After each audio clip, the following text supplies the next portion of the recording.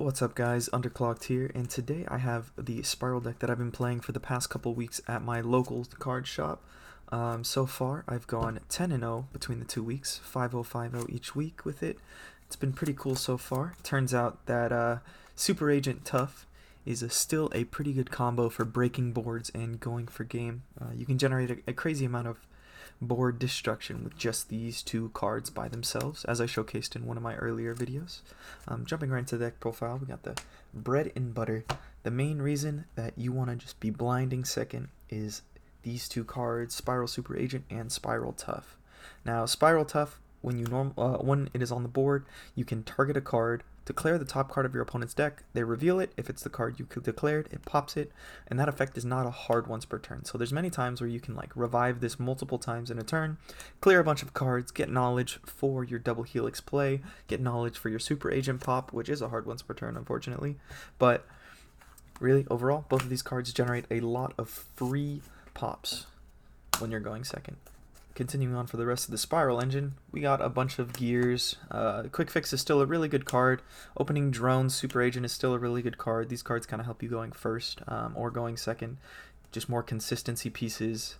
Against other back row decks, this card is really good because it allows you to equip it to your Tough, and it forces out a piece of interruption right then and there before you even activate your Tough's effect.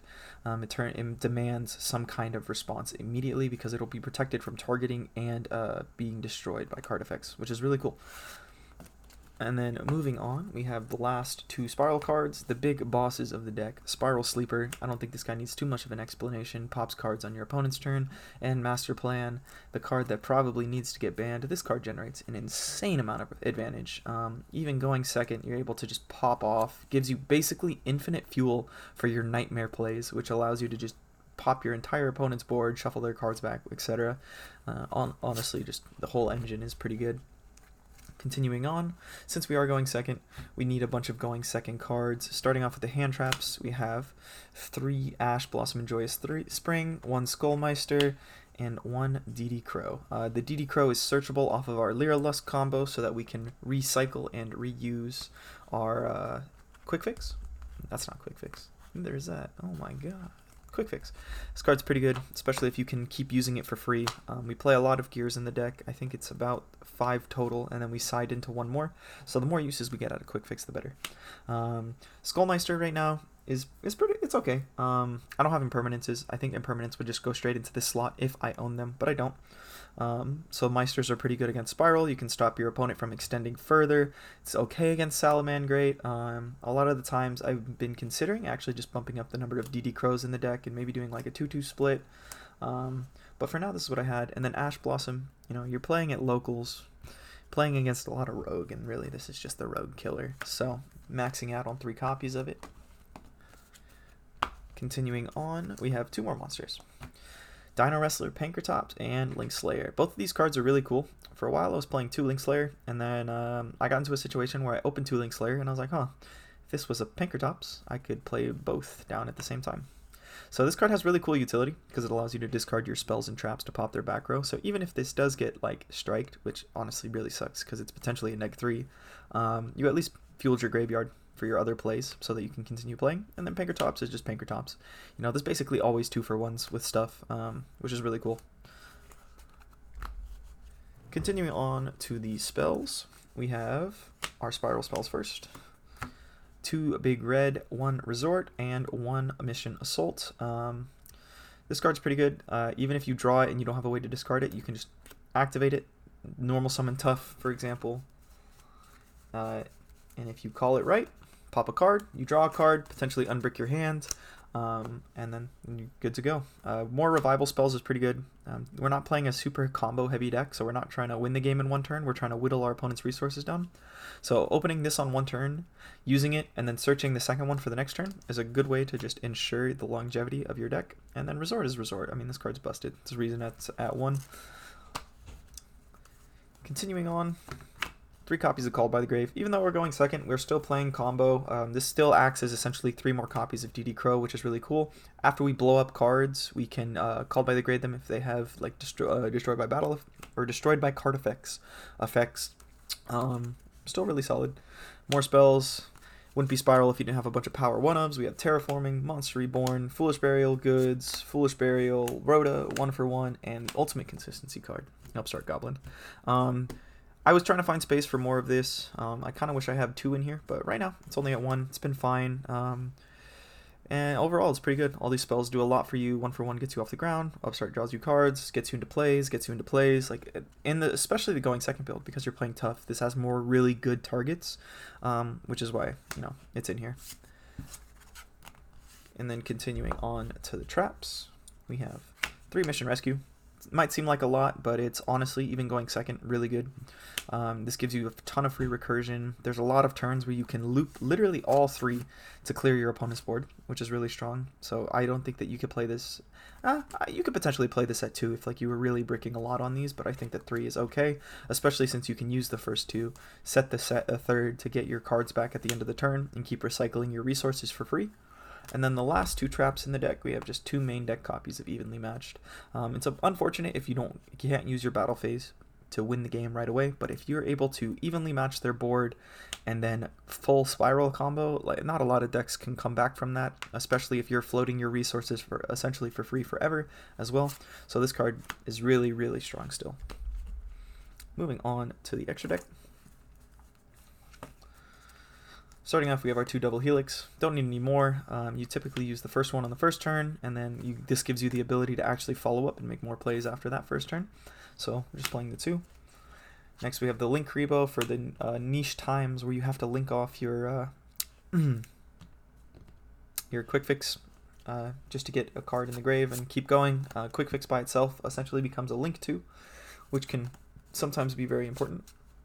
Other link 2s that we play Lambda because it's a generic link 2 that has 2 downward pointing arrows, Barricade Board Blocker because of the discard fodder, and then IP Masquerena because this card sometimes lets you just win the game outright with cards like Zeroboros and Unicorn.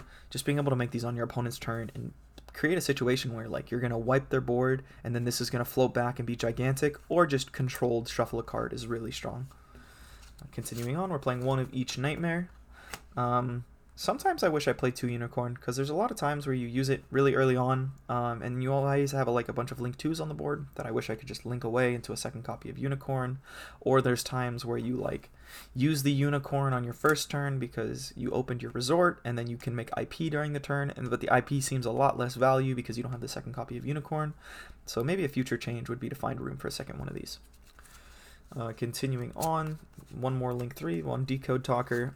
This is definitely the card that would become the second Unicorn if I had it, but this guy still gets really big with 2 cards underneath it, with Sleeper and a Spyral monster like Spyral Tough or Double Helix or Super Agent. This is essentially 8100, or it might be AK exactly. It's one of the 2. It's basically just exact game, which is really nice because it means that you don't have to use the extra card to go into Boral Sword Dragon, and this maintains some level of targeting protection as well, which is really cool.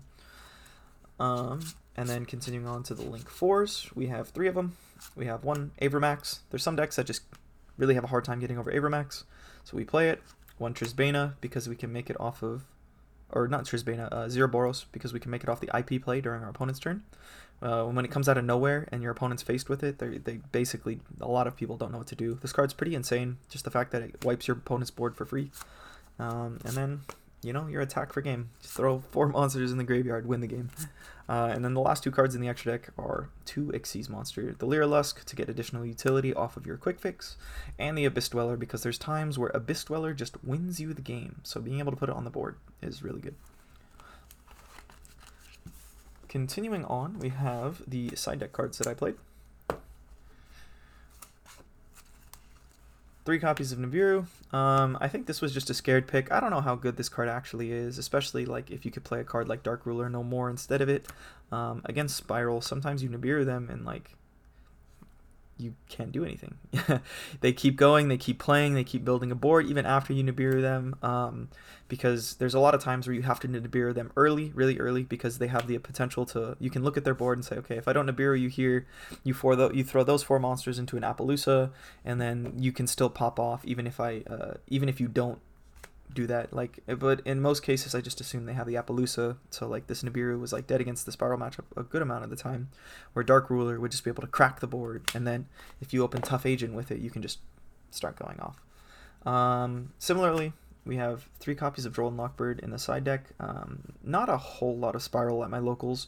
Out of like the 20 people we consistently get, I think like me and 3 or 4 other people play Spyral, so I didn't feel like it was necessary to main deck it, especially since there's a lot of decks that this just doesn't do anything against. I mean, theoretically you should be able to just outright win those matchups, but I don't really like Droll that much as a hand trap unless it's like broken against a tier 0 deck. And then for the trap decks, we have a whole suite of cards. 2 copies of Twin Twister, 1 Anti-Magic Arrow, 1 Red Reboot, and the 3rd copy of Evenly Matched. So these cards are broken. I wish I had 2 more of these. This is actually really insane. Literally just enter the battle phase, turn off all of their back row, and then normal summon Tough, special summon Agent, and proceed to pop all their stuff, which is really cool. One thing to note is that this card also does turn off your traps as well, which means that you're not going to be able to get super value out of your rescues, your assaults, so you need to be able to do this at the right time in order to win the game. You can't just blind do it if you don't have the hand to do it. Whereas these cards, like, you just red reboot something, and you pop it with twin, like you twin, and they reboot it, you know, you're good to go. Or the 3rd copy of Evenly Matched for the matchups where that's good against, like particularly the Mirror. This is really fantastic in the Mirror match as well. And then the last cards in the side deck were the cards for when we are forced to go first and we want to play well. We play 2 copies of Sanctum, 1 Scythe, and 1 Spiral Gear Utility Wire. I wish this was the 3rd Sanctum. I don't own one right now, so I've been playing this instead. This gives you just another really solid target off of your Quick Fix for a really solid interruption. This card's really cool. It basically blanks your opponent's turn, gives you knowledge, does a whole lot.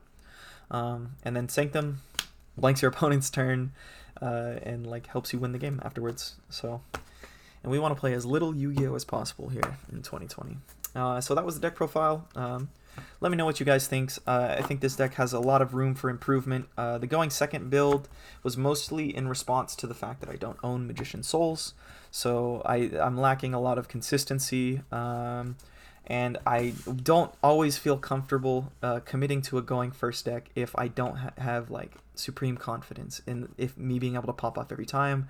Going second, I draw that additional card. I gain access to like Tough again, which is my favorite Spyral card. Honestly, this card is wild. Just being able to pop basically as many cards in a turn as you want. And really, this deck I think has a lot of potential going forward, depending on whatever strategy you want. I think as the mirror match grows more and more strong, like the going second variant honestly gets better because like it's pretty easy for you to break boards pretty quickly. Like if you see Evenly and then your own Tough Agent, like you're basically in there on that, you know, like you can just continue to pop off and beat them even more. If I were to take this to like maybe a bigger event, not just a 20-person locals, definitely more in the side to stop it. Spyral specifically, like I said, these should definitely just be raw impermanences if you have them. Like this really doesn't compare to the utility that impermanence has for breaking boards and then being able to evenly your opponent. But either way, I think this deck is really cool, has a lot of potential. Let me know what you guys think, and this has been Underclocked here. Take care till next time.